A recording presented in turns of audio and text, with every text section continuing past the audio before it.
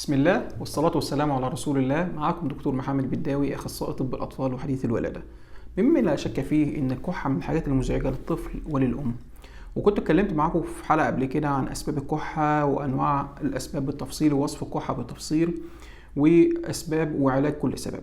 في حلقة النهاردة بقى أخف عليكم شوية وهديكم شوية وصفات طبيعية نعملها في البيت وشوية نصايح نعملها قبل النوم عشان نعالج الكحة. حلقة مهمة جدا، خليكم معايا. في البداية هتكلم على الوصفات، وفي الآخر أقول لكم على حاجة مهمة جدا جدا، نصايح نعملها قبل النوم هخفف معانا كحة الطفل قبل ما ينام. فخليكم معانا وما تنسوش تعملوا لايك وشير واشتراك في القناة.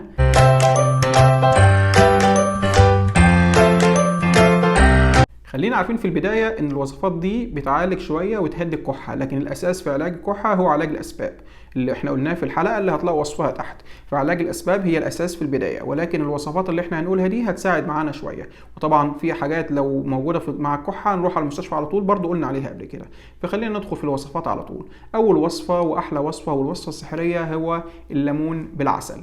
عسل النحل، وجدوا بعض الدراسات اللي اتعملت على اطفال خدت عسل نحل واطفال ما خدتش عسل نحل علاج الكحه، ان الاطفال اللي خدوا عسل النحل بيتحسنوا جدا جدا اكتر من الاطفال التانية. فالعسل النحل هو كلمه السر في علاج الكحه وعلاج المجرى التنفسي. طيب هعمله ازاي؟ هنعمل عسل نحل نحط عليه بمشروب الليمون، ليمون محلى بعسل النحل، فده بيبقى مشروب مفيد جدا معانا للاطفال ويساعد جدا في علاج الكحه. يبقى دي كانت اول وصفه، الليمون المحلى بعسل النحل. يكون دافئ طبعا، لان كل المشروبات اللي نتكلم عليها الافضل تكون دافيه، لان البخار نفسه اللي بيطلع من المشروب الدافي بيساعد في علاج الكحه وتسليك الانف. تاني وصفه معانا النهارده برضو من الحاجات اللي مهدر حقها ومش مشهوره ولكن بتجيب نتائج كويسه جدا معانا في علاج الكحه، وهي مشروب كمثرى او بيسموه اجاص في بعض الدول، مع لوز مع معلقه عسل نحل. طب هنعمله ازاي؟ هنسلق الكمثرى بدون بذر، مش نكون شايلين بذر، ونشيل القشر بتاعها كويس، وبعدين نسلق معاها 4 حبات لوز يكون متقشر طبعا، وبعدين نحط عليهم معلقه عسل نحل، وناخد الميه بتاعتهم من غير اللوز ومن غير الكلام ده عشان الطفل ما يشرقش فيها، ما نزودش الموضوع اكتر، ويشربهم. فدي برضو من تاني وصفه من الوصفات الجميله اللي بتساعد معانا في علاج الكحه. يبقى تاني وصفه الكمثرى باللوز والعسل الابيض.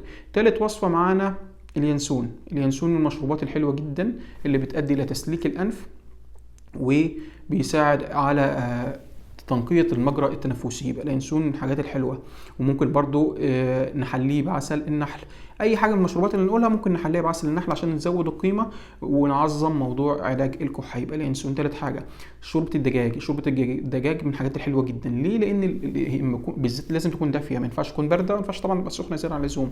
شوربة الدجاج دافية بقى فيها بخار، البخار بتاعها بيؤدي الى تسليك الانف وعلاج الكحة. وطبعا لو زودنا عليها عصرة ليمون عشان نحط فيتامين سي يبقى ممتاز جدا.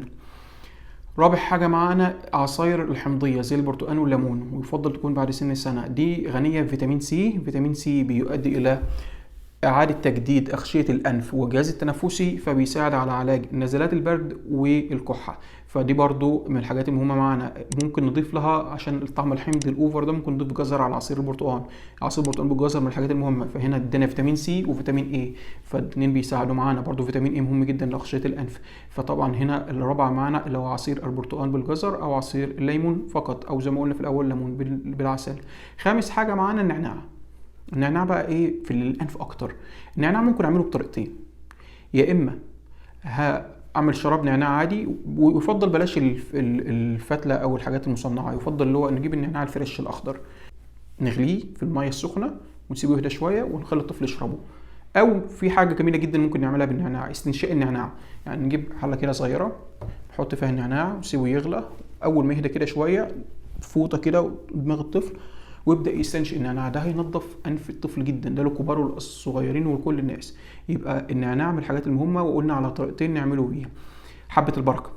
سادس حاجه معانا حبه البركه. طبعا رسولنا الكريم صلى الله عليه وسلم صلوا عليه وصى بحبه البركه. بس هاخدها ازاي حبه بركه؟ الطفل يعني هيقعد يقرقش كده حبه بركه؟ لا، ممكن احطها على شوربه الدجاج اللي قلت عليها من شويه. ممكن مش لازم شوربه الدجاج، ممكن احطها على معلقه عسل. فحبه البركه من الحاجات جدا المهمه معانا. سابع حاجة معانا وحاجة جميلة وسهلة ونلاقيها عند أي عطار، ورق الجوافة. بنجيب ورق جوافة من عند العطار ورق جوافه ناشف دايما هتلاقيه عند العطار. الفريش لو جبناه فريش من اي شجر جوافه من حد نعرفها ماشي ممكن، بس نضفه كويس قوي، بس بيبقى حاد قوي طعمه لاذع، فالمجفف بيبقى احسن. بنغليه برده بنفس الطريقه اللي غلينا بيها النعناع او اي حاجه والطفل يشربه. فورق الجوافه برضو من الحاجات المفيده جدا معنا. ممكن برضو مشروبات اخرى تاني زي التليو برضو من الاعشاب الجميله جدا في علاج الكحه. الزنجبيل مفيد. وممكن التليو والزنجبيل دول نحليهم بايه؟ بالعسل النحل زي ما قلنا. يبقى كل حاجه ممكن نحليها بعسل النحل. يبقى العسل كلمه السر هنا في الوصفات. يبقى احنا عندنا وصفات كتير ومتنوعه، وفي حاجات اخرى كلها ان شاء الله هتعالج معانا بسهوله الكحه. يبقى قلنا العسل بالليمون، قلنا شوربه الدجاج، التليو، الزنجبيل، اليانسون، النعناع، حبه البركه، عصير البرتقال، ورق الجوافه، كل الكلام ده ان شاء الله يجيب معانا نتيجه.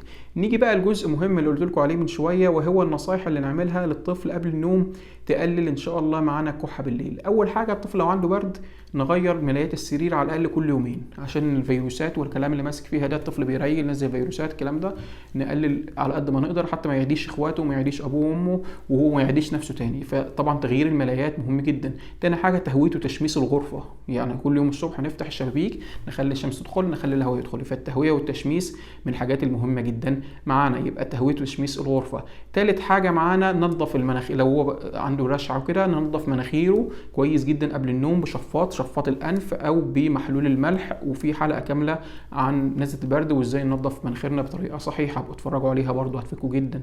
فتالت حاجه دي تالت حاجه معانا. رابع حاجة معانا بلاش نغطي الطفل زيادة عن اللزوم، يعني مش هدوم كتير وهو نايم نغطيه، لا التغطية زيادة عن اللزوم مش هتفيد معانا وهتزود حرارة الجسم وممكن تخنق الطفل اصلا يعني، فبلاش. اخر حاجه معانا هو المخدات. اختيار نوع مخده يخلي المجرى التنفسي مفتوح، يعني بلاش الطفل ينام من غير مخده خالص، وبلاش مخده عاليه قوي، يعني خلينا في المتوازنه بحيث ان المخده تبقى كده بحيث ان يبقى دي مفتوحه معانا وهو نايم فيعرف ياخد نفسه. بلاش الطريقه اللي هو نايم يبقى عامل كده ولا عامل كده ولا اوفر قوي كده فبرضه يتخنق. فالمخدات مهمه جدا بحيث ان المجرى التنفسي للطفل يبقى مفتوح باستمرار. دي كانت 5 نصايح ممكن نعملها قبل نوم الطفل ان شاء الله تفيدكم وتخلي النوم هادئ ويقلل الكحه اثناء النوم. يا رب يكون المحتوى عجبكم، وقولوا لي ايه الوصفات اللي انتوا عملتوها نفعت مع اطفالكم في الكحه ونفذتوا الكلام ده ولا لا في الكومنتات. ولو عندكم سؤال اكتبوه ان شاء الله هرد عليكم. ما تنسوش اللايك والشير وتفعيل زر الجرس والاشتراك في القناه عشان يصلكم كل جديد. دايما معاكم دكتور محمد بداوي ودي قناه طبيب اطفالك.